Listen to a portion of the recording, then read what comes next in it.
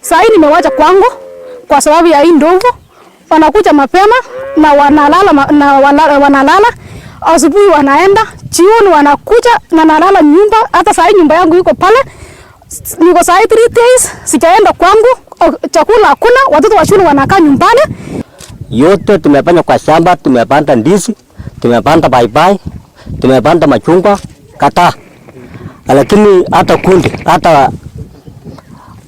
hata hiyo cowbase, hiyo mambo yote nimepanda kwa shamba yangu.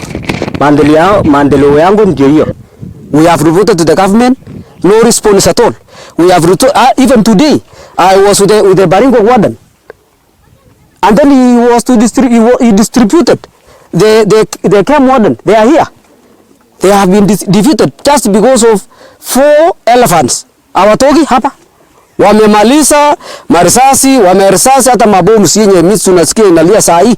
Lakini sasa next ni nini? Inamaanisha ya kwamba hao wanyama wanaweza kumaliza watu.